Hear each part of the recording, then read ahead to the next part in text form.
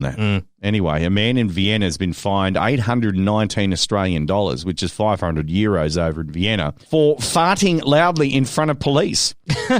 Now, a move that the Austrian capital's police force was at pains to defend last week. Now, there's a newspaper that's reported that the fine stemmed from an incident on June 5 and that the offender was fined for offending public decency. Now, listen, when I go camping, when you go camping, when we've been camping together, right? Right. Okay. It's a protein-heavy diet. It is. During that period of time, during said camp, right? Protein and carbs. Protein and carbs. However, though, there is some points where you just can't really get around the fact that you're maybe a little bloaty from beer, smokes, beans, whole shitload of bacon. Eggs, steak, sausages, and whatever, bread, whatever we're throwing onto the cooker, right, to eat. You're going to toot off one or two or 500. But when you're camping, you're in open air, it's free space, and you also weaponize the fart. You do. The fart becomes weaponized. It's enriched to a point like uranium, and you fire it off. Well, anyway, listen to this. The city police wrote on Twitter that, of course, no one is reported for accidentally letting one go. Okay, keep going. Yeah, but, look, how do you accidentally fart against You could sneeze and then how one do you fart with intent? Where you just look them in the eye and just drop your guts? What, you like this, like you're just looking at them straight in the eye and then just you do the Robert De Niro eye fingers? Yeah. You know, those ones? And then just dump it. Like, I accidentally drop them around the house. The fiance will walk into a waft of, like I'm sure she's, like, making a ledger of how many times. Like, I don't know. Ladies, can you tell me, is there enough times that it's grounds for divorce? Like, we're not married yet. It depends. Do you do the whole hot box, you know, where you're in bed and you drop your guts and then pull the doona over your head? You've done it, haven't you? Of course I have. Yep. That's grounds for divorce. No, it's not. Or at least domestic violence. Well, from her to you, not you to her. Okay, all right. To defend myself, what if I'm asleep? I can't. I can't control. You don't turn around and pull a doona over her head in your sleep while you fart. No, but I've not done. Okay, I've not done the Dutch oven. I've ovened. You've ovened, and then the greatest thing about it is when you pull the doona up, it just goes. Air escapes. Do you know what I mean? I do. But I digress, and now I'm going to cop a shitload from people at work about that. Do you ever just like drop a silent one in the car and then go, hey, can you smell petrol? Actually, I had to go and see one of our friends' dads today, and he helped me out with something that I needed. So his mechanical prowess just to sort something out really quickly. And I remembered as before I got out of the car, when I pulled up there, I dropped one in the car. So I got out. So when I opened the car back up to put the stuff back in it, and bam, it punched me in the face. And I quickly shut the door and I was like, Jesus. Anywho, back to old mate. They added that this bloke had behaved provocatively and uncooperatively during an encounter with officers that preceded the incident. He got up from a park bench, looked at the officers, and let go a massive intestinal wind. Apparently with full intent, they said. Now, and our colleagues don't like to be farted at so much. Police noted that the decision of his fine of 500 euros could be appealed. Did they tase him? Did they tase him to the ground for farting? Is farting a tase? Maybe. Do they count it now as like, because they're with intent? Maybe he was like farting COVID at them. Are the police in Vienna so soft that they went, nah, he's weaponized that? Or alternatively, here's another thing that they could do do they hire this bloke, right, get him down the lab, feed him on whatever they can, and extract this stuff, from him, the fart, the gas, and then use that in right control. Oh, in the tear gas canisters. In the tear gas canisters. Do you know what I mean? Fart gas, run. You're like, I'm protesting against this. Boom, boom, boom. All these canisters. And then it's like, you know what? You know, I really care for the environment, but that stinks. You know what else stinks as? What? The marketing of an Australian breakfast staple, is apparently racist. Now, this is what a former British MP has suggested. Hang on. He's British. So he's, seen an ad on YouTube and decided... She. Seen an ad on YouTube and decided to have a crack at Aussie ads. Let me finish. Kellogg's Coco Pops apparently is racist. No. According to disgraced former British Labor politician Fiona Onasaya, she's questioned why Coco Pops are marketed with a brown monkey, whilst Rice Bubbles feature 3 fair-skinned children. Now, I can understand why she's disgraced. I wish you could hear the look I have on my face right now about this. Yeah. So Snap, Crackle and Pop are all white. No one's had an issue with that. But Coco Pops, which in the same vein is basically the same thing, although... Covered in chocolate. Covered in chocolate. Where does chocolate come from, Benny?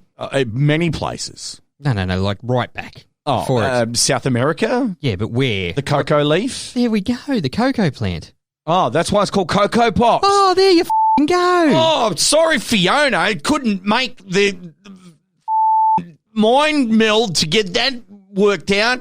And what colour are monkeys? Monkeys come Most monkeys are brown. Macaques are different colours. Yeah. Not monkeys. No. And not chimpanzees. Chimpanzees are not a monkey. No, they're a primate. Exactly. And they're usually brownish, dark brown to black. And what colour's chocolate? Brown. Oh, there's another mind meld fucking moment. Oh, my God. Shit. Well, we could run for Parliament in the UK. You've got a British passport, don't you? Not any more. Thanks, Dad. Right. Okay. As I was going to say, I'm going to send you over there and make some verbal sense. Get in the House of Lords. No, House of Commons. You wouldn't be in the House of Lords. No, because I'm a lord. But if you buy a square foot of bloody... I nearly did that.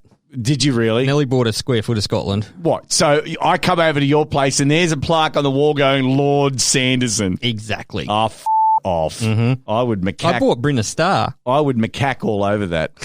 So anyway, she's revealed that she contacted Kellogg's for an explanation, but after receiving no reply, she's then turned where? The social medias. Twitter. Oh. She's gone on Twitter. She's turned to Twitter. Right, okay. Now, and she goes, as you are yet to reply to my email, she's addressing Kellogg's over in the UK, Coco Pops and Rice Krispies, which they call it over there, yes, so Rice Krispies, have the same composition except for the fact that Coco Pops are brown and chocolate flavoured, she tweeted. This is the actual tweet. So I was wondering why Rice Krispies have 3 white boys representing the brand and Coco Pops has a monkey. While a few supported her, they're out there. Yeah, they are. They're going to support her. Hundreds of users defended the company and called the claim pathetic. Now, I've got a few more choice words that I could use other than pathetic. So we've gone from police officer brutality to Coco Pops are racist. Utterly pathetic, one user tweeted. Mm-hmm. When you make everything about race, you see racism everywhere, added another. Now, a Kellogg's Australia spokesperson told 7news.com.au that the company stands in support of the black community. It's important that we're all talking about how we can build racial equality, the statement said. Now, the monkey mascot appears on both white and milk chocolate Coco Pops, created in the 80s to highlight the playful personality of the brand. They have white chocolate Coco Pops? They do at the moment. Ooh. Now, as part of the ambition to bring the fun to the breakfast table, they have a range of characters that they show in their cereal boxes, including tigers, giraffes, crocodiles, elves, and a narwhal. Okay? They don't tolerate discrimination and believe that people of all races, genders, backgrounds, sexual orientation, religions, capabilities, and beliefs should be treated with the utmost dignity and respect. I agree with that. This is just ridiculous shit. Why did someone from Kellogg's have to take time out of their day to write that? Yeah. About Coco Pops. Yeah. No, I don't. Do I know? No. I don't know. Now, let's give fuel to the fire here. Oh, please do. All right. So the world has been so discriminant unintentionally, okay, for many years. Okay, I know that there's a new Ghostbusters movie coming out, Ghostbusters Afterlife. Yes. It should be out next month, but it's been pushed back to March of next year due to COVID-19, all of that kind of thing. And the reason for that, due to the fact, is that cinemas aren't open, wouldn't have made any money. Releasing it to Netflix just would have been, they've got to get their money back. The studio's got to get their money back on their investments. But let's go and play with Ghostbusters, 1984. You would think that movie is racially tolerant due to the fact that one of the 4 Ghostbusters is an African American. Would you agree? Yeah. You would agree that It's New York. It's a melting pot. it is a melting pot. It is, absolutely. And has some of the funniest lines in both Ghostbusters 1 and 2. Winston Zeddemore, you know? I'm Winston Zeddemore, Your Honor. Look, I've only been with the company for a couple of weeks. But I gotta tell you, these things are real. Since I joined these men, I have seen shit that'll turn you white. When he's in the mayor's office, That's right? the problem. Let me tangent here for a second. Yep. I've seen shit that will turn you white. Mm-hmm. Said by a black man. Yes. In a film that was, made 30 years ago? 30-ish. Yeah, more than 30 years. Okay. But not that long ago. And hailed as one of the comedy greats, right? It came out of nowhere. The best films ever made, Ghostbusters. Everyone loves it. Yeah. Imagine dropping a line like that in a movie today. Yeah. Well, that's right. Someone would get offended. And It'd be like you pissed on their Coco Pops. Exactly right. But have a look at the non-canon Paul Feig Ghostbusters of 2016, which, by the way, no one asked for. Okay, I can appreciate and no the film. Bought or watched. Oh, I bought it. I've got it 4K. That's not the point. The point is, there's also a black Ghostbuster in that movie. Okay, it was all about the equality for women Ghostbusters, all that kind of thing, right? And I think some of the special effects in that movie are amazing. It was a Michelle McCarthy vehicle to prove that she was funny, and unfortunately, the vehicle arrived with no wheels. Is it Michelle McCarthy? Oh, what's that? McCarthy. But you know what I'm talking about. Yeah. But anyway, my point is, right, someone, somewhere on the internets, someone's going to be like doing all the typing. They'll be like doing this, right?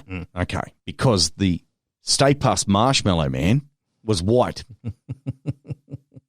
Now, you giggle, you snigger. No, You're sniggering I'm at that. crying for the human race. That'll inside. have to get changed. Sony is going to have to delete that movie out of its catalogue. Well, know why? Because the Stay Puft Marshmallow Man was white. And he got tortured too. They burned him with proto. They burned him. They did burn him. They burned him, and then everyone in the street got covered with marshmallow. How dare they? How dare you do that? It's the same thing. It's those Ghostbusters teamed up, with intent, killed that marshmallow Racially man. vilified the marshmallow man. Racially vilified him. And then you got, what about all the sailors? What about the US Navy going, he was a sailor? You can't do that.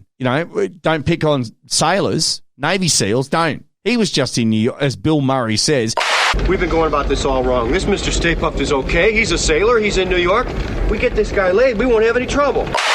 Well, that could have been true. Would have been uncomfortable for who. But the point is that it's going too far with people trying to remove things or change things and all that kind of thing. Like Rage Against the Machine, they're not going to delete any of their catalogue. No. And if you, and I would like to think if you approach Tom Morello in real life and put that on him, he would just headbutt you into next week. Yeah. Because that's what they do. That's right.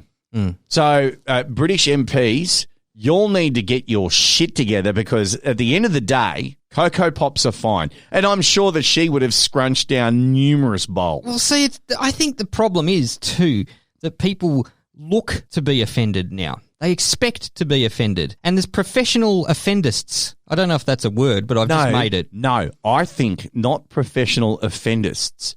There are people out there who are they're out there just to goad things. Yes, trolls. They're just going to push and poke and with a little stick and all that kind of thing. And imagine now if someone went back over the last 30 years of comedy or of whatever and looked at every line that anyone's ever said, we would have nothing. No. Imagine if George Carlin was still alive. I wish he was. So do I. I would love to hear what he'd have to say about all this bullshit. Exactly. Or imagine if Eddie Murphy did Raw. Now. Or not even Eddie Murphy, what Richard Pryor. Oh, my God, I loved Richard Pryor. Or Blazing Saddles was released tomorrow. Yes. Now, there's another thing I just thought really quickly. There's a great animated movie that Adam Sandler self-financed. Right. And it's a Christmas movie. It's called 8 Crazy Nights. Okay. And it's all about the Jewish Christmas because they have cool. Christmas, there's a present every night over 8 nights. Yeah, they do a thing. They do I'm a not thing. very familiar with Anyway, one of the lead characters in that movie is actually named Whitey. He's a short, white, old man with white hair. His name is Whitey. That's a character that Adam Sandler came up with. One of his great characters, very endearing, Nothing racially off about that character whatsoever. Someone's going to go, oh, hang on a minute, Adam Sandler made a character called Whitey. That means he must only like white people. Like, come on. I'm opening another beer. It's ridiculous.